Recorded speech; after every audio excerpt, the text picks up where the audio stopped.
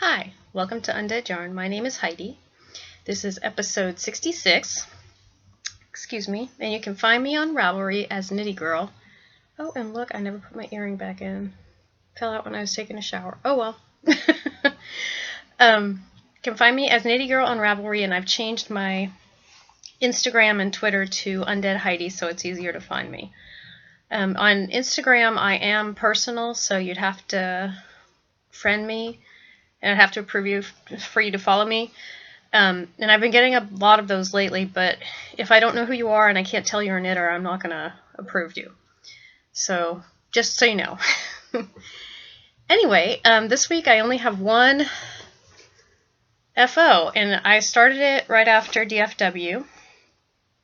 I started knitting on my sock yarn, well, it's probably technically not a sock yarn because it's DK, but it's a DK weight sparkle yarn by Brazen Stitchery,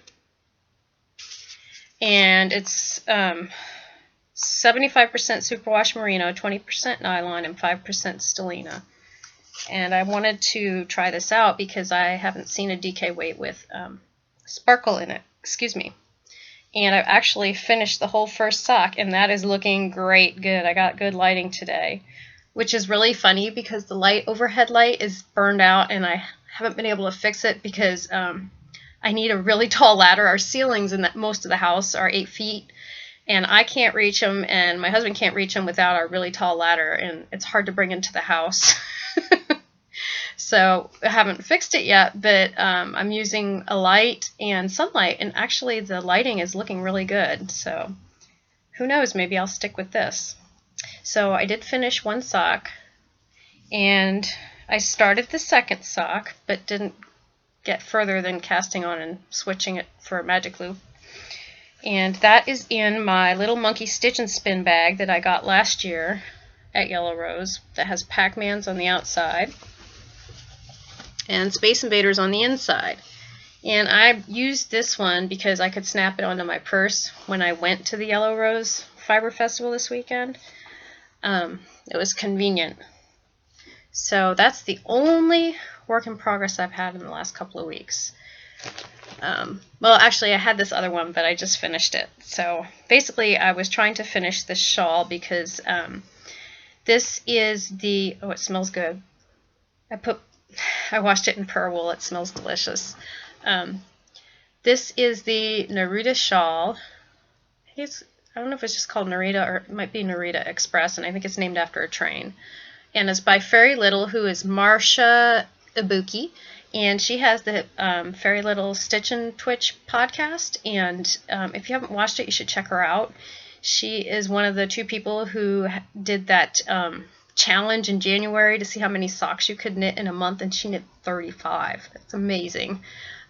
She is one of those people that she picks a project up and you sneeze and it's done. And she knits a lot of really neat things. She doesn't knit just simple things. She knits more complex things with cables and lots of different things. And she's from Canada, and she's also a homesteader, and she's been starting to talk about that in her podcast, and I've thought that's been really interesting. Anyway, all that to say that this is her shawl design, and I finished it. There was a knit along for it that ends April 30th, and her pattern was initially free. I knit this out of Undead yarn, and it's a base I decided not to carry because it's actually not next to the skin soft, and I like it myself because it's stretchy, but even after a washing, it's still not soft. This is not, and it's 100% merino, so I don't really know why. Maybe it's because it's high twist. I'm not sure, but this is a yarn I won't be carrying in the shop. So I decided to keep it for myself. But this is a colorway that I have had in the shop before, and as a matter of fact, I just dyed up some more. This is called Gargoyle, and so there will be a skein of Gargoyle in the shop in fingering. And then I have 2 others that are in sport weight, and those are a little bit different. Let me grab one. It's still drying, so I haven't whoops. Now my perfect lighting is ruined. Yeah, now it's not working out the way it was before. Let's see. That's better. Let's see if I can get up without moving it. Okay. This one. I have 2 in sport weight. And this is actually, let's see if I can find the area on this one. No, this one looks more like the regular gargoyle. Maybe it's the other one. Well, I guess I have 2 skeins that are regular gargoyle, and then there's one that I'm probably going to call it electric gargoyle because I got some of the I put some neon purple on it. So it's gargoyle, but it's got the bright purple instead of just the regular purple. So I have 2 in sport and 1 in fingering. And those are going to be up in the shop soon as they're dried. So that's all I have for what I've been working on. I have been spinning. I took a class from Misty at the Happy U a couple of weeks ago to improve my plying skills, and I am getting a more even ply now, but mostly it was also to rework on chain plying. And after this class, luckily I was the only one who signed up for it. It was great. After this class, I feel like I can do Navajo ply, or I have the movements down now. That's what I was having trouble with. But my problem is I go too fast, and so everything gets over twisted. And I think even if you don't go too fast, that's a common mistake with people when they first start to ply. When they start to do what is called the chain plying. So I was going to look in here, and I thought I might have brought up my little sample. I might have it in here. I did a sample that turned out better than what I had done on my own. It's still overplied, but you can see it at least isn't all curled up on itself. There are some spots where it's curly, but I think that's a knot right there. Yeah, that's actually a knot I made. So it's not, I still have a lot to work on, but it's a lot better than it was, and at least now I have the movements down. And I've been practicing, so my plying is more even now. And she recommended that I practice on skein of yarn, like something that I don't really care about, like some kind of red heart or acrylic or something. And I was doing that, but I don't know, I wasn't having good luck. I think I need to use my tensioned Kate. We found out that when you ply, it's better to have it on your backhand sides. Your backhand side, to have the lazy Kate on the backhand side, and my left hand is my backhand because I'm left-handed, and the lazy Kate is on the right of my spinning wheel. So luckily I have another lazy Kate, I just haven't used it much, and I have to practice with it because I'm not used to using it, but she said that's probably going to be better for me. So anyway, that was a very useful class. So I'm going to be working on my Navajo plying, because one of these days I really would like to spin and ply that loop bump so that I can use it. The next thing I wanted to talk about was last weekend I went to the Yellow Rose Fiber Fiesta. If you guys remember last year, that was my first vending experience, and it was in January. And I was successful, but I found that the stress of having to get all that stuff done while I was still working was hard. And I know there are a lot of people out there that do it, but I think I'm better off doing shows that are either in the summer or right after the summer, so that I have enough time to get a lot of stuff done without feeling like I need to be dying all the time. So I didn't vend this year, but I did go and meet some of my friends that I had met at the Hill Country Weavers retreat, Elise and Enid, and I also met up with Kim. She makes projects bags. She's Casey's Pockets to Go, and we walked around. Well, I walked around with Elise and Enid, two E's. And then the 4 of us went to lunch.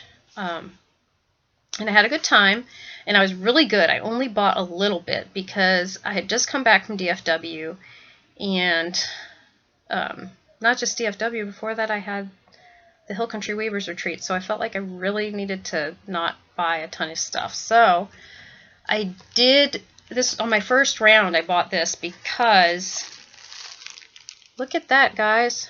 Guanaco fiber. I have never seen that. And okay, it's only 0.5 ounces, but that's okay, because when I went to DFW Fiber Fest, I bought a small, actually this is probably a whole ounce. So this is an ounce. And I bought this from, I believe it's 4 Hens Fibers. They were in the same booth with Jerry Brock.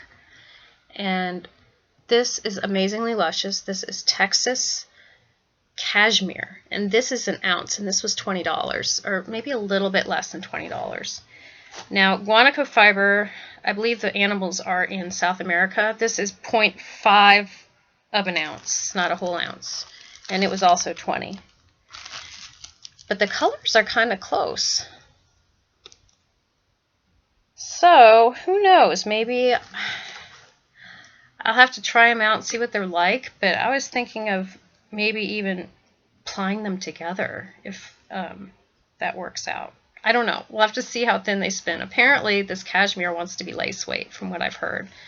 I don't really know about this. It does look like a thicker fiber from this, but 2 luxury fibers. Yay! And the only other thing I got while I was at Yellow Rose was this skein by Brazen Stitchery. Yes, I bought some more of her yarn. I really like her yarn, and she's one of the first people I got to know when I started vending, so we've become friends, and I really like her color sense. She does a lot of self-striping. I haven't done as much self-striping lately because it is very labor intensive, and I may be doing more of the 2-color self-striping rather than 3 and 4 because it's very labor intensive. But she had this, and I had wanted to buy this when I saw it online. And I didn't think she was going to have it at the festival because it is her St. Patrick's Day colorway. It's called Luck of the Irish, but she had it, and she had it in sparkle. So I had to get it. And it's also self-striping. And she had a really cute hippo. Apparently, I know everybody's heard of the hippo that, the crocheted hippo. It's just, they're adorable. But apparently there's a knit one too, and the person she was sharing a booth with had made a hippo with this skein of yarn. And if you go on my Instagram feed, you can see her holding up the hippo, because I took a picture of all of us. I didn't take a picture. Somebody took a picture of all of us when we were at Yellow Rose. So that was a lot of fun. Now, before I went to Yellow Rose, I had gone to Dallas, and I didn't show all the things that I got. And I also got a few things while I wasn't at Dallas. So I wanted to show you guys some of the things I got, because in our 1,000-member thread, a lot of people said they enjoy enabling, which I'm glad. I was surprised. I hear mixed things about enabling from people, but I have something to show almost every podcast, so I'm glad to hear you guys like it. Today I'm drinking Diet Squirt. I'm trying to stop drinking colas, but I really like the carbonation. So, Squirt. I love Squirt. I remember that from when I was a kid. When I was growing up, my parents used to drink Squirt. And now they have it in Diet. So I thought I would show, and there's going to be a little crinkling, the fiber that I got at Dallas Fort Worth. I didn't show it last time because I didn't have it with me. Oops, upside down. Of course it's orange. What do you expect? It's me. But I wasn't going to buy anything from Fiber Optic because I don't know if you guys remember, but when I went to SSK the last 2 years, I think I have at least 3 or 4 braids from her. They're all gradients, and of course I haven't spun them yet because I'm not good at Navajo plying. And that's what I want to do with them. But she did have this, and it's not a mix that you normally see. It's superwash merino, alpaca, nylon, and tussa silk. And she said it would be really good for knitting socks. and they're orange. And it's orange and brown and a little bit of yellow, my favorite colors. So this is definitely going to be socks. It's 4 ounces, I'm sure. Yes, it is. So I have this beautiful braid of fiber that I bought along with the cashmere. Those were the things I bought at DFW that I didn't show you. And I also bought some soap. And the soap is amazing. This is blueberry honeysuckle. And this one is chocolate buttercream, and they have very strong scents. And a lot of times you buy soap and they don't keep their scent. These still are smelling delicious. And it doesn't say on here, but these are, oh yes it does, here it is. These are by Goodies Unlimited. And apparently they do go to a lot of fiber shows. I guess I've either not been at a show where they were, or I missed their booth.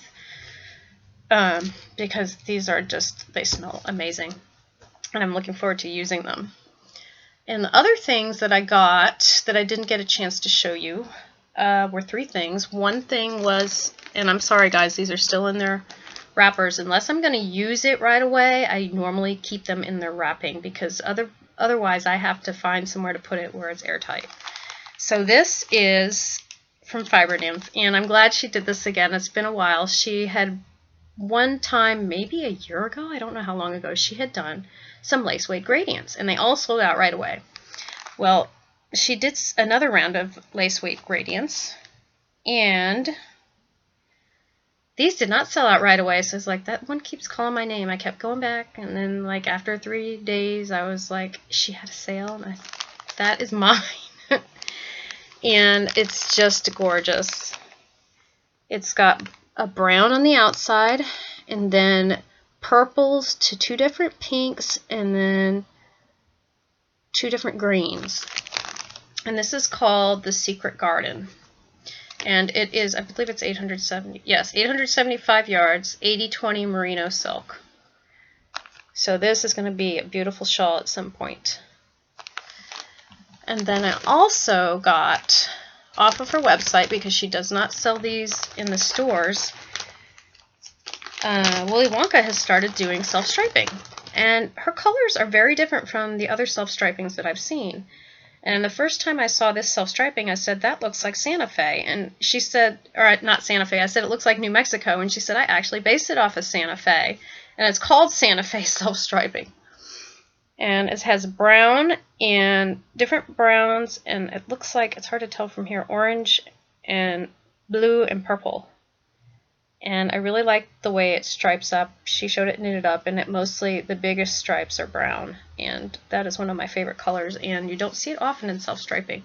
You do, but usually when you see it in self-striping, the brown is mixed with other more male-oriented colors, and this one has a blend of male and female colors with the brown, and I really like it. And this one is, this is Rhiannon Sock, and it's 75/25 superwash merino nylon, 435 yards. So I believe those are all the things that that I had to talk to you about. Oh no, there's one more thing. Actually, and it's a pretty important thing that leads into something else I was going to tell you guys. So let me see if I can find it. It should be in this bag.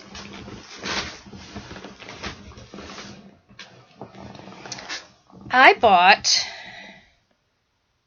from one of the people that I met at Dallas Fort Worth, I bought some self-striping sock yarn.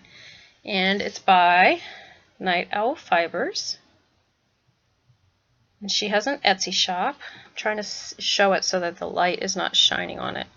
Here you go. There's her Etsy shop.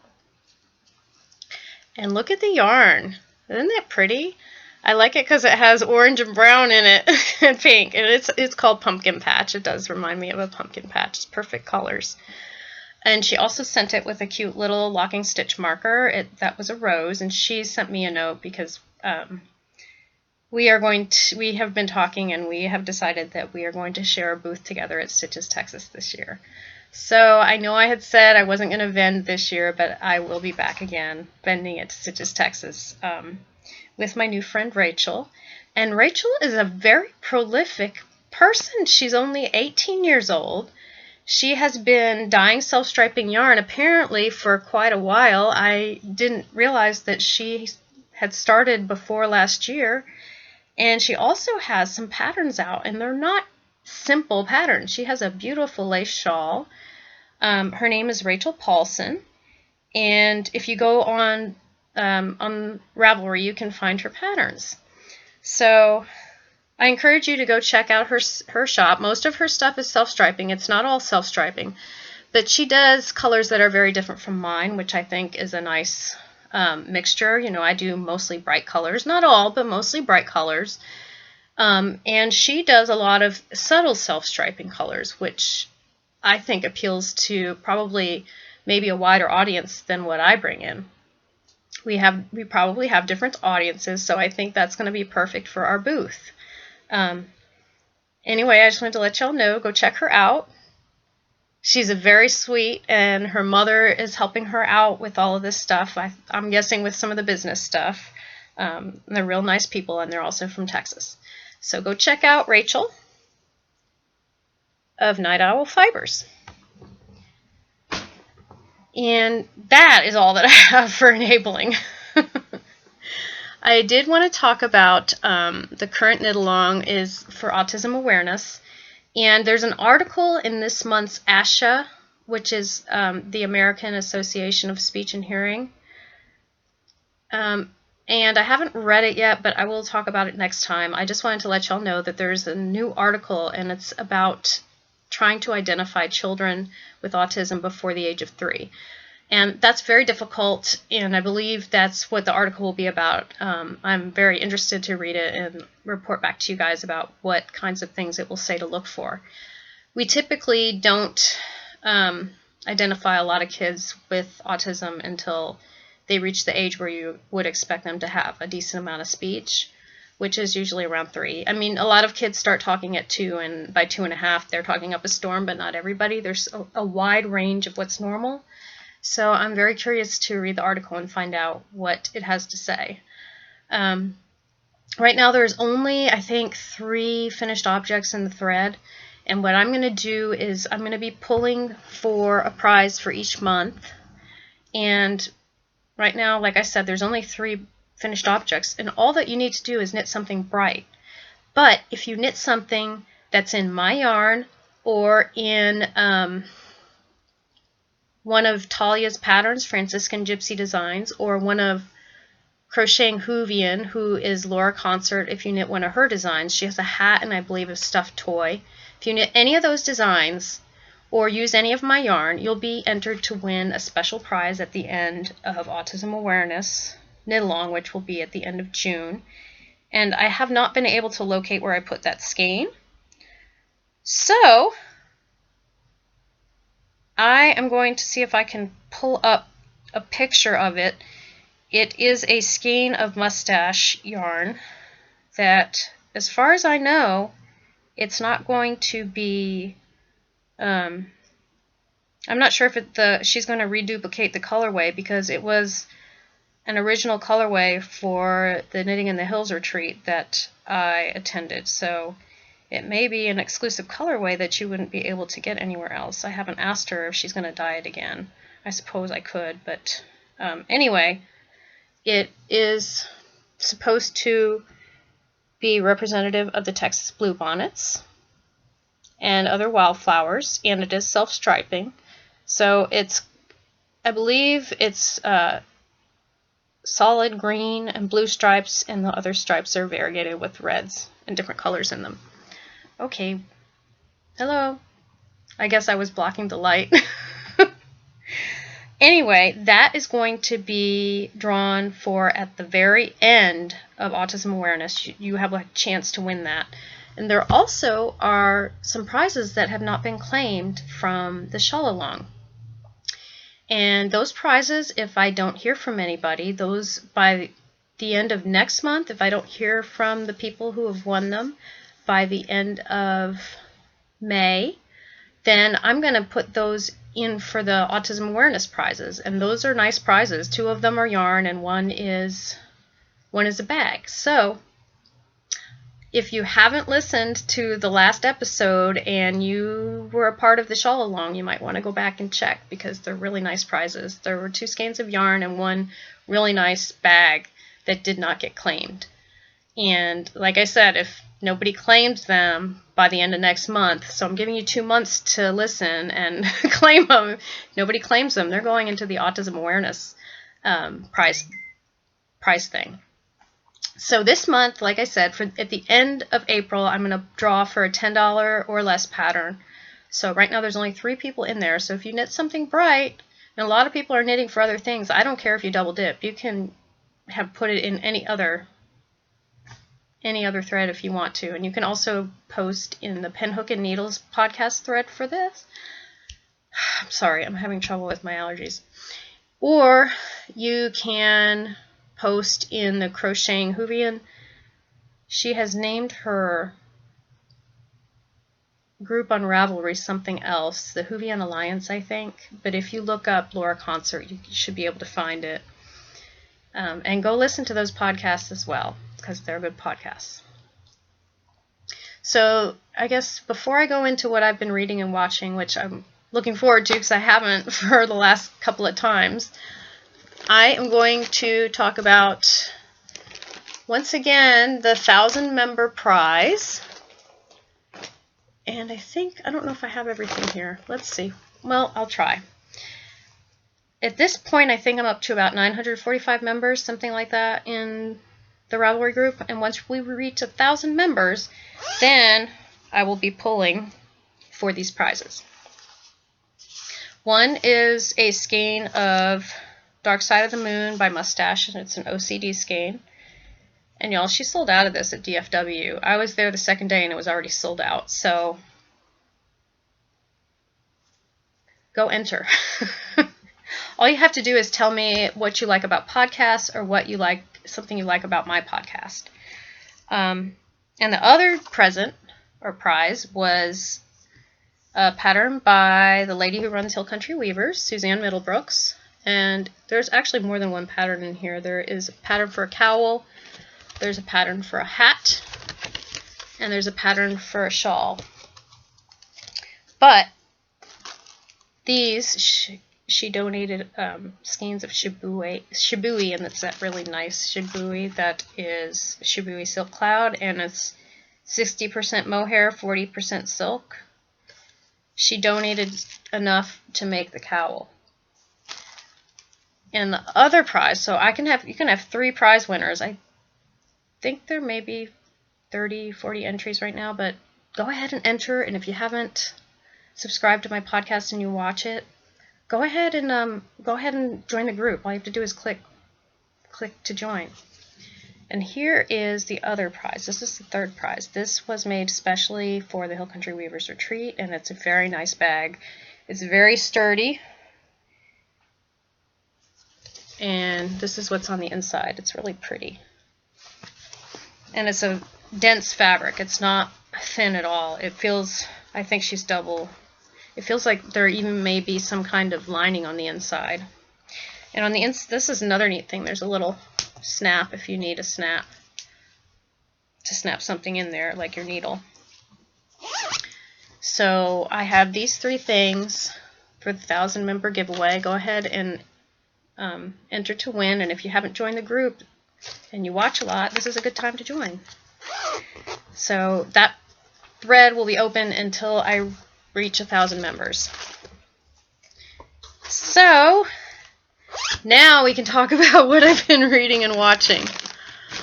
My favorite thing that I've been reading right now, y'all, is the last installment of the Shadowhunter series by Cassandra Clare.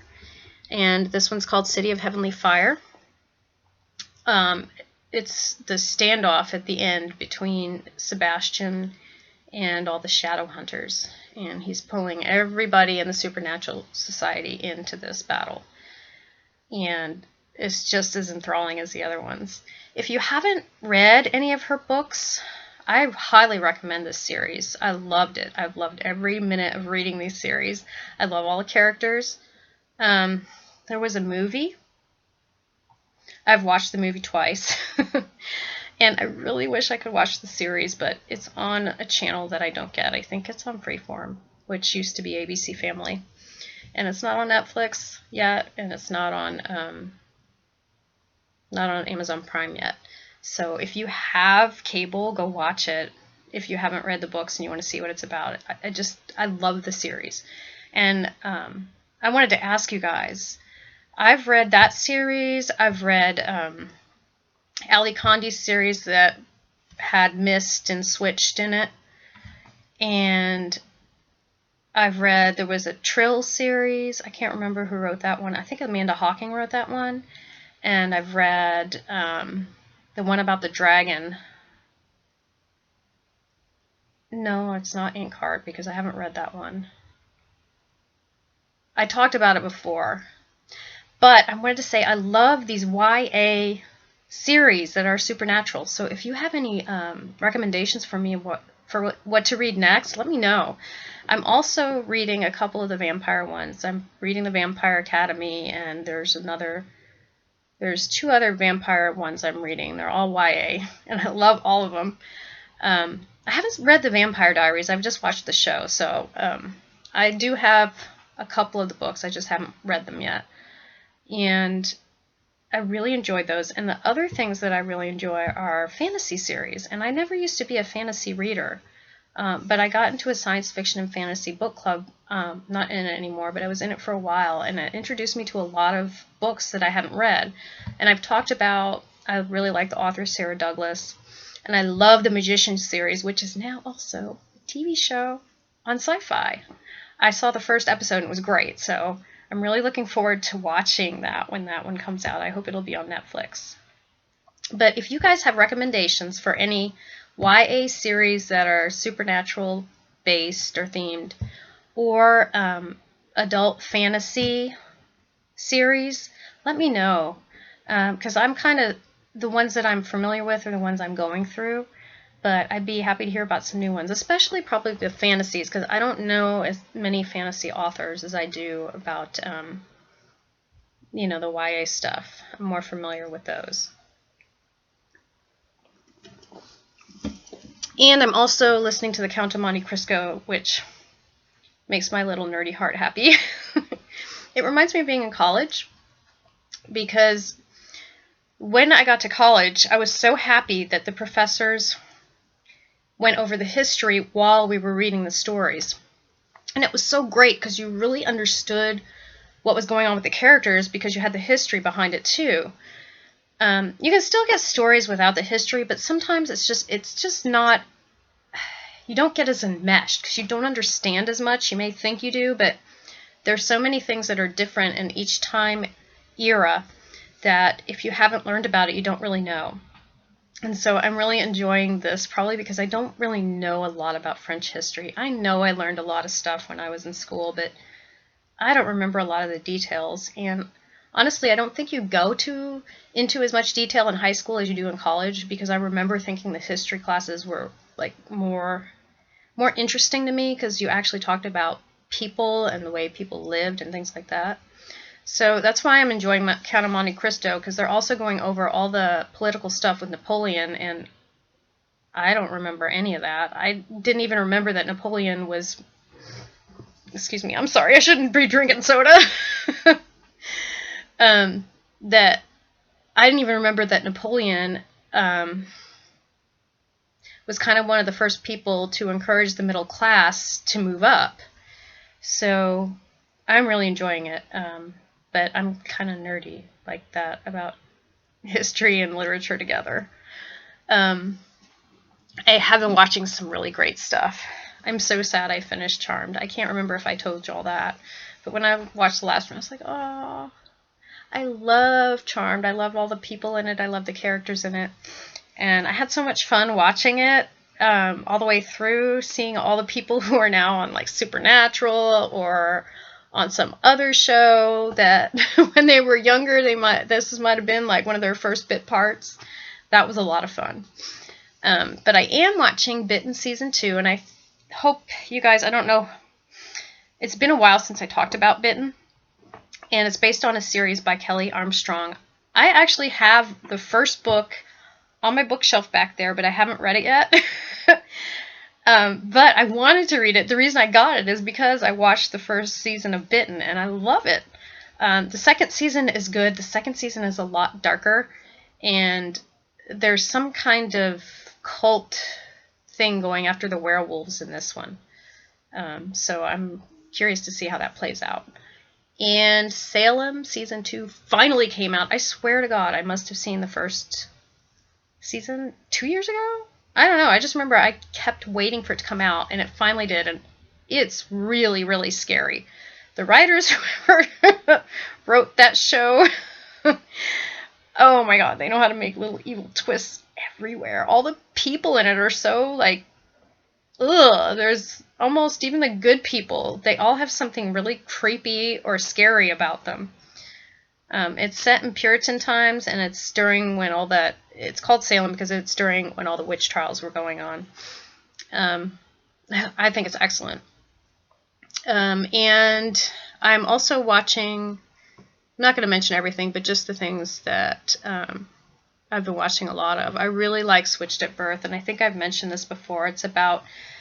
two families, and one has a deaf child in it. The families were switched at birth. Not the families, the kids were switched at birth, and then they meet each other, and they all get to know each other, and their lives become all intertwined. And it's basically like a coming of age because they're teenagers, and they're getting older, and they're having to go through all the things that everybody does in their life, looking for a new partner, getting through school, figuring out what you want to do with your life. But at the same time, there's a lot of signing, and there's a lot of info about the deaf community in it. And I find it very interesting, probably because I'm a speech pathologist, and I use sign with some of my kids. And I've had a few kids, not many, but I've had a few kids that needed to be moved into the deaf program because they were so profoundly deaf that they really needed to learn specifically sign first before they learned to use their speaking voice. But I know they try to teach them all things, but sometimes using ASL is better for the person to communicate than just speech or speech in general. So I'm finding that very interesting. I've really enjoyed that. And, with my husband, I've been watching House of Cards. Actually, we finished that. Seems like we finish stuff fast, I think, because if I'm watching it with him, I have more of a tendency to say, hey, I'm going to watch another one. And we also watched the whole season 2 of Bosch. Bosch is excellent. It's on Amazon Prime. If you have not watched it, I recommend checking it out. It's about a detective and his ex-wife and their daughter. And a lot of, basically, each season is about something that is going on in the police department. But it also talks about all their relationships with each other. So I think it's kind of a true to life, except, it's very dramatic because it's a cop series. And I did want to mention one movie that I watched just because it was so quirky and interesting. It's on Amazon Prime, and I believe it was called Arts and Crafts. I can look it up, and if it's called something different, I'll put it in the Ravelry group where I list all the people I talked about. I'll list the name of the movie if I'm giving the wrong name. But it's about this guy who... It's a true story. It's basically a documentary about a guy who's been selling these little paintings that he hand does that are copies of famous masterpieces. And he puts on this facade and goes to these museums and says he's going to donate. So he's not looking for money. But he's getting a little thrill out of tricking them into thinking that these are the original pieces. So obviously he's very talented that he's able to trick all these people, but it's about how he gets caught and what he does from there and what happens with him and the other people from there. And he's a really odd guy. I mean, I guess you'd have to be a little odd to do that. I originally just thought he was going to be a person who was trying to scam people of their money, but that's not it at all. He's a very interesting character, and they have the actual guy in the story and the actual people who are involved. They interview all of them, and I just thought it was fascinating. He was a very interesting character. And as far as I know, he's still around. I don't know what year the movie was put out, but I remember hearing about it not too long ago, so I think it's fairly recent. So if you are interested in art, you might be interested in this. I would definitely go check it out. And I think that's the last thing I have to talk about. I'm finding I'm having trouble with my breath today, I guess because I'm having allergy issues. Anyway, I think it's time for me to go, and with that I'm going to say get busy knitting or get busy dying.